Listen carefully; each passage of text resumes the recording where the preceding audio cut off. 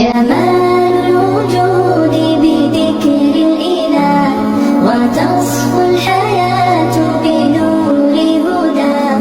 جمال الوجود بذكر الإله وتصفو الحياة بنور هدى.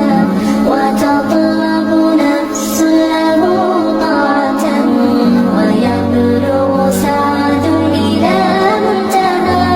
فؤاد شغوف إلى ربه أحب رضاه أحب لقاه. يظل يتيه إلى ربوة قرار